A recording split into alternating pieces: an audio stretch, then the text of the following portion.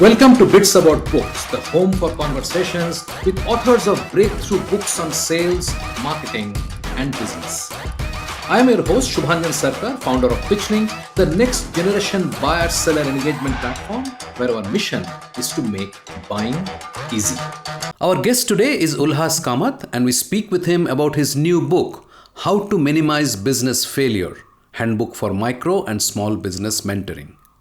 This fascinating book is focused on perhaps two of the most critical factors for a new business: survive and thrive. Now, how do you measure the success of an entrepreneur? One is individual success, which is what kind of profit did he achieve? What kind of return on investment did he achieve? The other way to look at is the survival of the business. How many businesses started and how many have survived over a period of time? As you're probably aware, that in the micro and small business world, and that's where we are focused on, about 50% of the businesses fail after 5 years. Ulhas is an accomplished business leader who has successfully discharged the P&L responsibility of a variety of businesses and has been instrumental in turning loss-making units into profit-generating entities. His extensive international work has included staff and line responsibilities in both developed and developing countries. His professional engagement includes Fortune 500 companies like ICI, Unilever, IBM, TATA, and Unisys in India for 2 decades. The following 20 years, he was associated with a global holding company that owns and operates autonomous units worldwide. He held total P&L responsibility for various business units in different countries. Geographically, this covered the USA, East Africa, West Africa, and Southeast Asia. Ulhas, after 4 decades in the private sector, transitioned to the social sector to use his skills, knowledge, and experience for the benefit of the underserved communities. Till his return to India, he was the Director of Program Services at the Washington, D.C. Minority Business Development Center, a funded project of the US government. He served as a member of the Committee of Courses on Entrepreneurship of CBSE, which is Central Board of Secondary Education, India. Ulhas holds his BTech in Mechanical Engineering from IIT Bombay and has undergone specialized training in small business mentoring at Tuck School of Business, University of Dartmouth, USA. Now, on to this insightful episode with Ulhas Kamat. Ulhas ji, welcome to Bits About Books. I'm very happy that we could make this time and we are talking today. And this is a book I know of for a while now, and I'm really glad that we are in a position to talk about it. Thank you, Subhanjan, and thank you for giving me an opportunity to explain about the book, what really prompted me to do this, and how I think it will benefit certain section of society. Let's start at the very beginning. Why did you think you needed to write this book? We have been involved, we meaning my organization I create, has been involved in grassroots level entrepreneurship. Now, entrepreneurship is a complex subject. There are different aspects to it, starting with motivating people to become entrepreneur to actually becoming one. Now, when I surveyed the scene as to what is available for the grassroots level to become an entrepreneur, I found there are a lot of stuff written about motivating the people, what are the advantages of becoming an entrepreneur, but not something that explains how to go about it. Actually, I was reminded of the situation, what happened in the animal world. See, the mouse is mortally afraid of the cat. So a few of the mouses got together and said, what shall we do? Why should we be afraid of the cat? So someone among them said, in our animal kingdom, there is a wise guy called Owl. Why don't we go to him and seek his guidance to how to overcome this problem?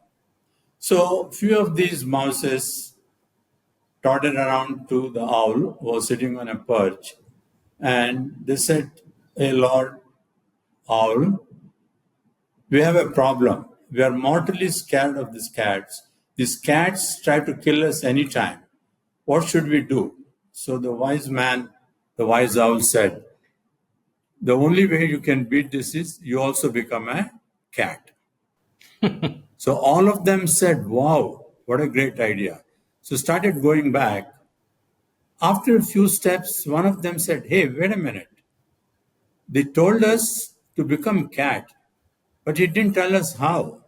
So they went back to the owl again.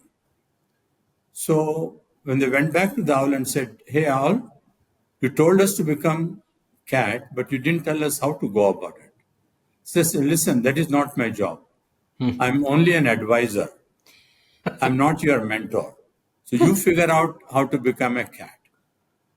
So the same situation applies to a lot of people at the grassroots level as to how they become an entrepreneur and a successful one at that.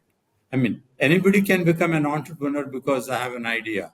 But what we're talking about is becoming successful. Right. Now, I didn't find any literature, any detailed processes people were talking to the entrepreneur for somebody to become an entrepreneur. So we thought this is a felt need. We need to fulfill it. But we just didn't want to do some theory. There are enough theories floating around. So what we wanted to do is actually put our practical experience into a codified form. See, iCreate has been in this business for the last 25 years. Over the years, we have developed a lot of tools, techniques, methodology, etc., to help successful entrepreneurs. Now, how do you measure a success of an entrepreneur? One is individual success, which is what kind of profit did he achieve? What kind of return on investment did he achieve? The other way to look at it is the survival of the business. How many businesses started and how many have survived over a period of time? Right. As you're probably aware, that in the micro and small business world, and that's where we are focused on, about 50% of the businesses fail after 5 years. In other words, mortality rate is 50%, survival is 50. Now that's a waste of lot of resources. Now, obviously, you can't make it zero because there may be many reasons why the businesses fail, and we can Right. talk about it separately. Yeah.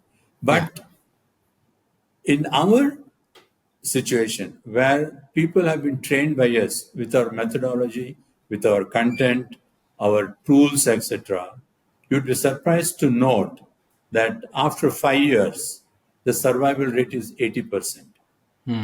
That means there is a 60% jump in the survival rate. From 50, you add another 30%, which is 60% of 50, you Correct. get to 80%. Or 60% drop in the mortality. Now, if we have this, we should be able to share it with people who can use our methods, our methodology, tools, etc.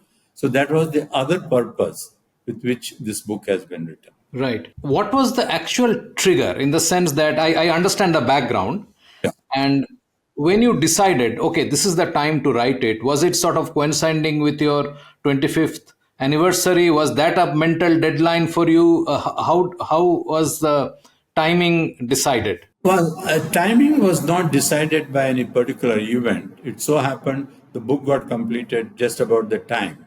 And Right. the writing has been over a period of time. I think last 2 to 3 years, I've been, because I'm not spending my time only writing the book. There are other things that we do. So I would snatch time in between, complete a chapter, send it to my colleagues for review. So that process went on. Okay. And as the new things came up, because when we thought of the idea, there was no GST. Okay. But when we are actually implementing this, writing this book, the GST was a main part. And a lot of people had a lot of confusion about it. Right. So we tried to add a chapter on GST. So it just went on, and there was no any particular trigger. Nobody had. I Okay. mean, I didn't have to write the book to meet a publisher's deadline. Right. It's self-published, Right. and we thought we'll do a good job. get input from various people, which we did. Yes. So it just happens that, yes, 2, 3 months before the 25th year, we also felt it is almost 95%. Now, I also believe, I mean, I could have even further improved it by taking 2 more years. But as they say, perfection is the enemy of good. I wanted to do some good right now by publishing this book. So, yes, there are some changes that we would like to make, which we'll probably do it in the second edition of the book. Sure. Before we move on to the actual content of the book, what was your writing process like? When you said that you had to snatch time in between other activities, so did you set aside that every weekend I'm going to write a chapter, or how was that? No, I don't think I had any very specific timeline. As I Hmm. said, if you put artificial limitations and then you compromise on quality, which I didn't want to do. So I would have written it, I would have rewritten it, reread it, given to my colleagues, asking for that, because ultimately it is not what I say, it is what the reader understands. True. So True. that's why I gave it to our team, comprising of our facilitators, directors, and everybody.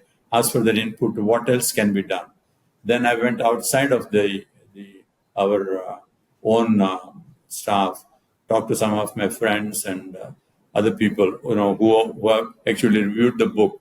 I sent them the manuscript for their comments and review, which you have seen the comments. Yes. And when the comments came, I was said, okay, this looks to be good to go right now, because otherwise the slight improvement that I want to make, it always takes the asymptotic curve and Right. it will never reach the parallel this thing. So Yes. that's Yes. how we did this. Right. And final question is, how did you structure the book? Obviously, there was an organic method to this. It was not something which was set in stone. It's not that you had written down, okay, this will be the chapters. This is how the flow, the content will flow. So, how did that structuring come about? That structuring came about because of our Mula mantra. See, we have coined a mantra called I hope, which is an acronym for 5 stages of converting an idea into an marketable, viable business. Now, briefly, I stands for idea generation. And for any business to start, that is the first thing. Though a lot of people, I mean, there is a myth going around, the first thing that you need for starting a business is money. And we had to break that myth, saying that no, money comes if you have a good idea, but idea is the first thing. So spend time and details on idea generation. Again, we have to break some myths, like, ideas you can always ask people. There are people who give you ideas on the website, 15 great ideas that you can make money from home. All kinds of things are available. But True. idea should be something that you are able to generate yourself. And to generate that idea, we say, what is a business ultimately? What is an enterprise? It is a problem solving exercise. There are problems in the community, there are problems for people, and you find a solution that solves that problem, and thus you satisfy the need of quite a number of people who are willing to pay for the solution that you are providing. So, first of all, you should be able to find a problem that you want to solve. And we are lucky in India. There are enough number of problems that one can attempt to solve. Now, once you identify a problem, you should know how to go about solving it. So, what do you do for solving a problem? You try to see what are your skills, what is your domain knowledge, what kind of a solution you will provide that the customer values the service you are giving, and he or she is willing to part with money, because the giving away of the money is less painful than the problem. Correct. So this way we help the participants or the aspiring entrepreneurs to generate an idea.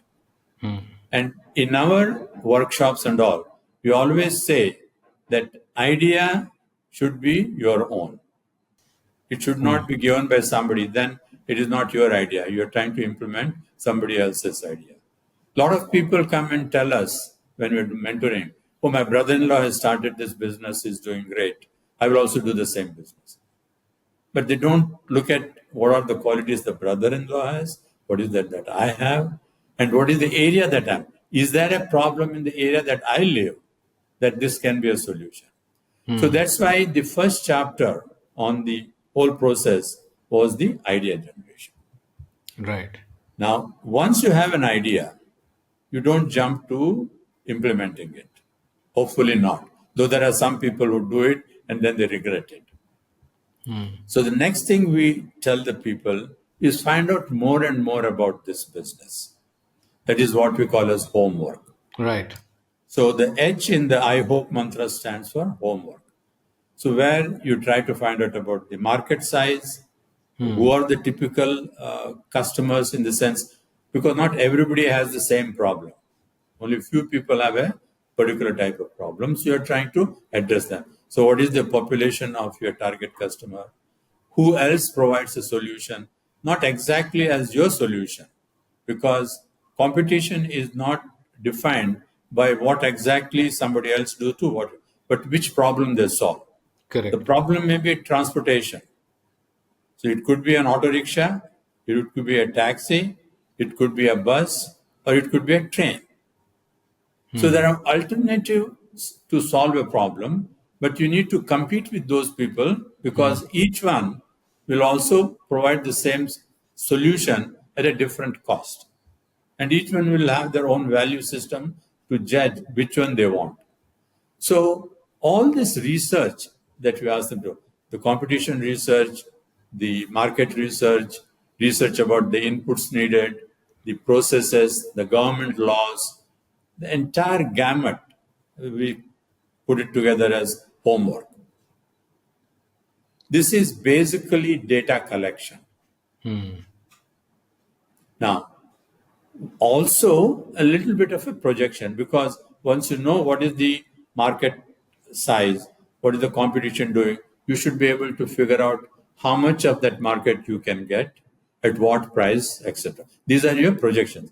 Pricing is a projection, your market size is a projection, but this projection should be based on the reality rather than your figment of imagination. Just to meet an end objective of profitability, you can't be changing your projections to make it look good. So all of this together is the data collection point. Now, what do you do with the data? Just because you say that there are only two competitors, will you be successful? You don't know. So you need to put all this data into some kind of a hopping mill to get some output. This is what we call as the opportunity recognition. The O in the I hope stands for opportunity recognition. So what exactly does it do? It takes all the data that are collected Right. and does the logical calculations. In fact, we have developed a tool for this. We call it as Vajrastra, which is the business plan tool. The mentor has to spend a lot of quality time to ensure that the data that is captured is accurate, realistic, and the projections that are made are practical and not, as we call it, as a Sheikh Chili's story. So once these numbers are available, we don't want the mentors to spend a lot of time in doing the computation, because arithmetic is a lot of people's weak point. And also, the logic required for type of business changes. Because in the manufacturing industry, the inventory management, the cash flow, etc., are more prominent.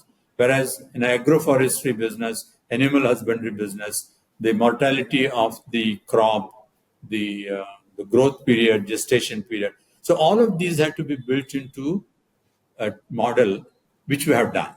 So our Vajrastra tool takes all this into consideration. In fact, moment you start with an idea, it tries to classify as to which of the 8 categories of the business plan or the business model type of business it falls into. We're talking about manufacturing, trading. Trading also can be a single product taping or the multi-product. It can be service industry. It can be agroforestry. There again, you either sell the produce or you grow and sell the items, or same way with the animal husbandry. Right. So we have these 8 different types of business types that we cater to in our tool. And the tool takes away the drudgery from the computations, which most people hate. So once the tool is used to convert the data into output, that is, you get your financial statements. It talks about income statements, cash flow, balance sheet, and all other related information. The other interesting thing about this tool is, obviously, you're not sure whether the tool gives you go ahead in terms of looks profitable or otherwise. Now, if it doesn't look profitable based on the realistic assumption, it allows you to change the model. In fact, a lot of people confuse between idea and a model. There may be a same business idea. For example, a restaurant or food service, but there could be different models for it. The model defines in terms of how do you produce or how do you provide the service, how do you collect the money, how do you do the distribution, and all of these play a role in the ultimate results that you get. So it gives you an opportunity to revisit your model and correct it to make sure you see the end result. You can play out with different scenarios. Even when it says the business is viable and profitable, you may want to change some the model, the factors, and see what it means. So Right. it enables you to evaluate different alternate scenarios and then choose the one which you think is the best. And once this tool gives you the green signal, then you actually prepare a plan. Plan, I mean, you've gone through the whole process. Plan is only a document. Right. Planning is the most important part, and that is the from idea to opportunity identification. You have done the planning. Now you convert it into a piece of paper because there are people to whom you need to show this. So our tool also does that. You don't have to start rewriting anything. Once you accepted that this is the model that I want to go with, the computer or the tool will generate a business plan which will have the narrative, which will have the various financial statements, and which you can take to the bank, so to speak. Right. Right. So basically, the structure of the book revolved around the "I hope" mantra, Yes, and with the necessary context setting of why it is and so on, fine. and that sort of gave you the flow Absolutely right. of the content. Absolutely Let right. us dive into the book, and my fundamental question to you is why businesses fail. There are lots of theories, Hmm. but the one that I would subscribe to is first of all, you did not do your homework when you started the business. Hmm. Okay, let me go back for a minute. In the I hope mantra, that I break it into 3 parts. I stands by itself, HOP, which is the middle portion, and then the E. E standing for execution. And if I were to give weightage to these in terms of their importance in a business successfully running, say, suppose I give I 1 point. HOP, that means your homework, opportunity identification, and preparing a plan document would be 10. E would be 100. So I would say 1, 10, 100, or geometric proportion for the execution. Because you may have a great idea. You have provided, you have thought of a beautiful service if it is in the service business. But the person who actually does the service provision is not handling it properly. Will your customer come back? So when does a business fail? A business fails when the number of paying customers and the price at which they are willing to take your service or your product is not sufficient to cover your costs. It's very simple. It is a basic arithmetic.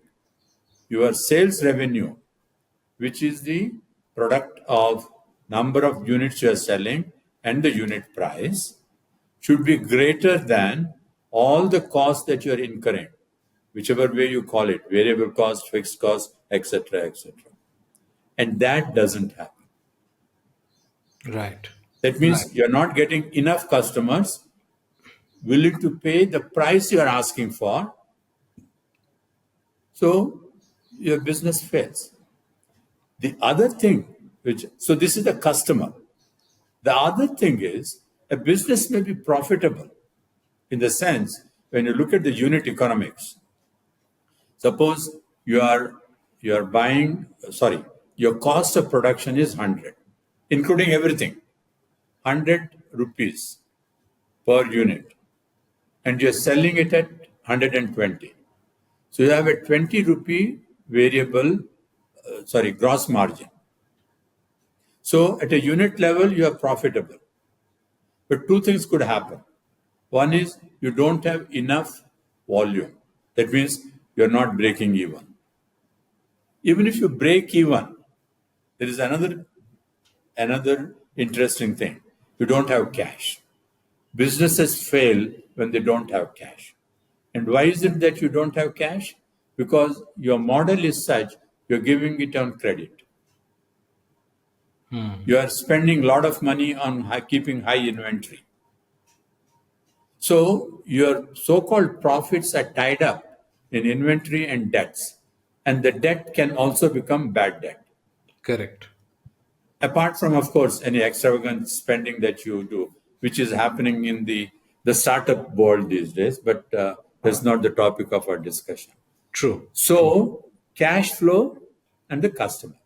So I talked about if you don't have customers, enough number of them who are willing to pay the price you're asking for, then you're not even profitable. You're not even breaking even. And even if you're profitable and you're not handling your costs or the cash properly, you end up failing. In fact, I put it in the book very, very clearly. Success has two C's. First is customer. Second is cash. If you are not able to manage either the customer, when I say manage, keep him satisfied so he keeps coming back. Correct. It could be he's also willing to pay the price, but your quality is deteriorating. So all these factors that go together to keep your customer satisfied and your cash flow managed. So success has two C's. So if you're not managing these two C's, you'll end up in failure. Yeah, and I would like to add to this that what I have also seen when I'm talking to entrepreneurs is that it's not only managing the two, but managing the two in tandem. It cannot be that you're managing C of the customer, but not managing C of the cash flow. You really need to manage both. Absolutely, because you may make the customer very happy, give him a long credit, but you don't have the cash. So you have to keep them in sync. It's time for a short break. Stay with us. After the break, When people look at successful businesses, what they see is only the glamorous part of it. They don't know how much of hard work they have put in. And nobody talks about it because then it looks like, oh, you're crying. How much hard work people have to put to succeed is not understood by people who are told, look at him. Look at this successful man. You should also become like him. You are listening to a Business Podcast Network original. Podcasting is the fastest growing content marketing opportunity which is untapped. We can help you craft your audio strategy and help leverage the wide reach and easy streaming capability that the smartphone penetration provides. It is easy, it is powerful and personal. Talk to us to find out how podcasting can help you build your brand and reach out to your targets like never before. Write to us at bpn@bizcast.in. That is bpn@bizcast.in. Business Podcast Network. Podcasts end to end. Welcome back. I'm Shubhanjan Sarkar, your host for Bits About Books and founder of PitchLink, the buyer-seller engagement platform. Let's dive right back into the episode where we left it. So one of the things that I always felt, you have a quote from Guy Kawasaki in the book, and I happened to meet him many years back in San Francisco. If you look at the books that Guy writes and the book that you have written, and there is no comparison. He has not written a book on entrepreneurship or success of business or any of it. Your book is extremely dense in information. Devil is in the detail. Exactly. And entrepreneurs by nature, most of them, of course, generalization is always a problem. But what I've seen is they do not like to get into the detail. So when you say execution is 100, I completely agree with you, because it's very nice to romanticize the idea, right? And okay, this is this great idea. We'll do this or that, whatever. But I can quote. I'm sure you have read this. Kawasaki's not Guy Kawasaki. No, some other Japanese guy. You say, road to hell is paved with great ideas. Absolutely. Absolutely. I totally agree. And yes, I have heard that in the past. So what is coming out is that you have actually hit the nail on the head by creating this tool, that the drudgery of what you think is drudgery can be taken away if you come and just input the data that you have collected, and then this tool can actually churn out either a go ahead or potentially ask that, okay, this is one area that you don't have enough data, you need to go and look at more data, and so on and so forth. In the startup world, people can spend enormous amount of time building a product without talking to the customer. Yeah. And that's a standard problem. Yeah. People have an idea, they start building, right? They don't go out, they don't step out. They put it off because they want to believe it will work. It's like, you're romantically attracted to someone, but you don't want to go and say anything, because if you're rejected, then that whole fun is over. Right. In fact, I'm right now personally mentoring someone, and I don't want to go into the details of that. Sure. So he has already built a prototype. But I don't know if he has talked to any of the potential customers. In fact, I called him for a discussion just to go over that. But right. the other thing is, as you rightly say, and those also, see, they talk to people who are like them. Yeah. Yes. Talk to their friends. And this is typical in India. I don't know whether the people don't want to offend somebody. True. To say, yeah, great idea. बाद में उसके पीछे बात करेंगे. ये क्या है इसको क्यों ये मगजमारी करता है? True. So you have to go to, and in fact, as I say, it is always better to have an intelligent enemy than a foolish friend.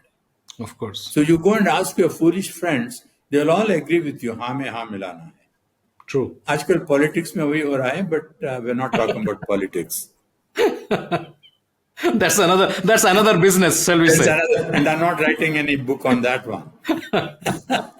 True. In fact, there's a very interesting book I read, and it's very well referred. Maybe you are aware of it. It's called the Mom Test. As a mother. So basically, you go and tell your mother, Mom, I have this great idea. Mom is going to say, yeah, it's a great thing. That's what I said. The relatives, friends and relatives who don't want to hurt your feelings. Yeah. कुछ करना चाहता है करने दो उसको, rather than putting it on the acid test. My question to you is, why is execution so difficult? In the sense, where actually people fail when they go to execute? So imagine that the first 4 steps has been done. Idea has been found. Genuinely, somebody has done a good homework. They have identified the opportunity. They have used your tool, taken out a plan. Now, when it comes to execution, where do you see are the biggest bottlenecks, which will even contribute to that 20%? Of course, everything, as you said, is not in your control. Market may change, new technologies may come. There are things which are beyond control. But while people are executing, what do you see are the biggest challenges they face? See, the problem is the following, two or three issues that I can talk. One is when people look at successful businesses, what they see is only the glamorous part of it. Correct. They don't know how much of hard work they have put in. And nobody talks about it because then it looks like, oh, you're crying. Right? Right. How much hard work people have to put to succeed is not understood by people who are told, look at him. Look at this successful man. You should also become like him. But nobody is telling how you have to go about it. And that's why I'm saying in my this thing that execution is the most important. Because you have to be, you did not be only one day you produce quality and other days seconds, okay, my averages work out okay. You have to be consistent every day. And there are new challenges coming. There are heartaches that you will get. But you cannot be saying that, oh, I don't want to do hard work. And the other thing that is happening, see, who's the one who wants to remain in business for a long time? The ones who provide value for the customer. And I'm not talking about the micro and the small business world, but otherwise in this debate that has already started on this thing, do the founders, do they think in terms of value for the customer or valuation for them? Yeah. The focus is shifted from value to valuation, which is why they somehow managed to keep the thing going by pouring in more money, though you're not creating value, but you'll create a valuation and then get out of the business. So the people who want to start and get out of the business are really not the one who will work hard. So working hard to run your business successfully, keep providing value to your customer is most important. Moment your focus shifts from value to the customer to valuation in the stock market or the venture capital market, you lost the game. Actually, sir, you have a huge amount of international experience and you have run large enterprises. And there also the same malice is there, right? Because it's stakeholder value, it is shareholder value that people are trying to maximize, right? Right. See, it is the next quarter is what I want to worry about, not the next century. Yes. Yes. This is what I always used to call as next quarter. I mean, you've seen the kind of scandals that have happened. I mean, I'm sure they're happening here also, where somebody would, for the sake of getting his bonus at the end of the year, will create fictitious invoices. Yes. Yes. Absolutely. Now, is that providing value to the customer? No. It is your valuation and your bonus you're worried about. There are umpteen number of examples. And it's after a few years, the damn thing comes out. That's true. And you can see that reflection. I mean, I was reading somewhere just a day or two before that in every decade, if I'm correct, the Fortune 500 loses 30% of the companies. They just vanish. And of course, there are multiple reasons, but this is one, that you are so short-term oriented that you lose the long-term side. Correct. So sticking to execution, what characteristics do you see in founders who are executing well vis-a-vis those who are not executing well? Do you see any fundamental difference in them? See, I would restrict myself to the micro and the small business. Sure. Yes, the founders who stick to it, and see, we have done the analysis on the mortality rate of some of the businesses as to why. So when you say mortality may not be necessarily that the business has collapsed. Somebody has closed the business because he got another opportunity to start a career, which is fine. Maybe he thought that I could become an entrepreneur, but he didn't have the withstanding qualities, what is required to execute consistently. For example, discipline is the most important thing. The myth that is floating around that I am my own boss is a lot of crap. Sorry for the because you have so many bosses. All your customers are your bosses. You're not working, I'm in control of my time. No, you're not in control of your time. You have to be 24/7. You might delegate it, still you're responsible. True. Now, those who cannot withstand this heat have to get out of the kitchen. So some of them do that. Others, maybe the idea was not well researched, so they fail. But the most important thing I've talked about, if you have to be consistent in business success, discipline, you must have your rules that you follow. When you make a commitment, see, quality is not only about the product specification and its performance. Quality is about your commitment. Commitment to your delivery is also a quality aspect Of for course. Of course. you. Commitment to keeping your word. It may not be written down. Moment you become legalese in dealing Yeah. with the customer, you are lost the game. Yeah. It's the good old system of Indian way of, zaban de diya hai to kar denge. Correct. That, if you're lacking, then your reputation, because ultimately it is the word of mouth that stays longest. Yes. I You agree. may have a big ad, some Khan or some Kumar will come and talk about your product, though he doesn't use the product. And people are seeing through all this. Yes. And Yes. there are now enough influencers, bad or good, Absolutely. so people have stopped believing this mass media.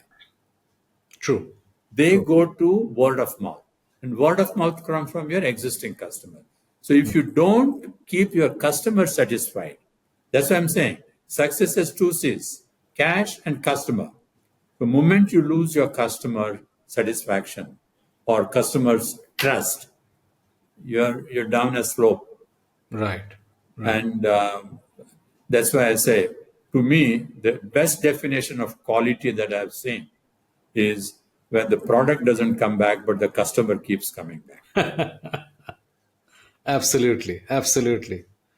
That's fantastic. So I will circle back to the beginning of the book and ask you about how is an advisor different from a mentor, and why is mentoring such a critical component of your entire book and the proposition that you have. In fact, when I do this session on mentoring, I first give some examples and ask them to identify who's what. Okay. And there are three categories of people: consultant, coach, and a mentor. Okay. Coach is somebody who's focused on a limited task to make you win a game, make you win a tournament. Okay. He's not interested in your overall performance. So coach is limited. What is a consultant? I mean, I could tell you many jokes about consultants, but that is not the time for it. But consultant is the one who provides a solution to a problem. Okay? I mean, and the relationship is very formal. He's not bothered about other things. He will say, okay, there is a problem in the air conditioning system. The consultant will come look at it and provide a solution and get on. But a mentor is somebody who is interested in you, interested in building your capacity, not trying to give a solution to a problem. The owl didn't give the capacity to the mouse to become a cat. Right. He only told him, you become a cat. Cat. So the mentor is, in fact, the origin of the word mentor is the person who helped in the Odysseus, Homer's son, guiding him. But this mentorship in India goes back to the Vedic times. What is our Gurukula system? The people used to go to the Guru not just to learn one subject, but be there and understand life and be a useful citizen. Similarly, there is this other thing that people talk about, the Socratic method of learning, by asking questions. Even much before Socrates, we had that system in India, Upanishadic way of learning. The teacher, the guru, and the shishya would involve themselves in a samvad and try to understand. And mentoring is basically the same. Asking questions, prompting the person to think of an answer and correct it by logic, not by authority. Right. So mentoring is uniquely different from any one of these two other categories, the advisor or a consultant or a coach. In fact, there have been many versions of mentoring I have seen in India. Somebody even offers his mentoring help on a bid. So whatever money is paid is going to a particular NGO, so I will mentor the person. And you know what that mentoring used to be? Be with him for one full day carrying his briefcase. That is not mentoring. I'm sure you're aware of these things happening. Absolutely. So to us, mentoring means I'm in touch with you, I'm helping you right through the process, but I'm not solving it for you. I will make you solve it. I will guide you. And when you're not on track, I will try to correct you. So in our mentoring, in our the training for the entrepreneurship, we have the awareness creation, which is a very short duration, just to people be aware of it. Then we have the 5-day workshop where we teach them some fundamentals and the basics. And then there is the mentoring, which is one-on-one, based on the business idea this person has. Now, people have asked me, what is the duration of this mentoring? It could vary anywhere from 3 months to 18 months, because that is the kind of time the person takes. And even beyond mentoring, we go to what we call as the handholding. Even when the person has started a business, we try to be in touch with them. Whenever they have an issue, they will call us and try to get some idea as to how to go about it. But only yesterday I was talking to somebody who started a business, running it, had some issue. So we got on a call and started discussing what could be done. So mentoring is a continuous process, and the one which tries to build the capacity of the person who is the protege. Right. And it sounds to me very non-hierarchical in terms of the relationship, Yes. and be very Alderian in terms of structure. I mean, that's what it was coming to my mind. I think that this is a very, as I said, dense book. But I think anybody who goes through the 250 odd pages that is there will make it will have a much better chance of actually succeeding than otherwise. In fact, when I was putting the title of the book, somebody suggested, rather than saying that how to Minimize minimize business. business failure, they say how to avoid. Now, avoidance will not come from the book. Right. It all depends on the individual and the variable. But all that we can do is to help you minimize. Yes. In fact, that is ingrained in our mantra, I hope. In fact, when you remove it from the acronym and say, I hope, what exactly do you say when you say, I hope? I hope I will be right.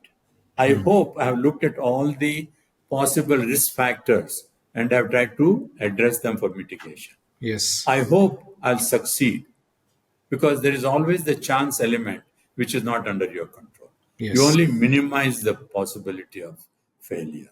You do not eliminate it. Anybody who promises will be doing the wrong thing to the people. Bits About Books is brought to you by PitchLink. the buyer-seller engagement platform. PitchLink makes buying easy by enabling high-quality engagement between buyers and sellers through its presentation and discussion modules. Sellers create customized sales narratives using sales collaterals and personal videos and reach out to prospects through a non-intrusive, buyer-qualified engagement. PitchLink requires no installation or download and holds the entire repository of sales collaterals and buyer-seller conversations. Talk to us to know more about how you can engage with customers without intrusion.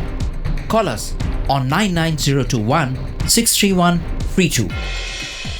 Sir, thank you so much for this session. I really enjoyed talking about it. I hope you had a good time. But if you think there is something you want to add, please feel free. Only thing I wanted to say is about the book. We are not putting it into the market in terms of a hard copy, but it will be getting on the Kindle in the month of April.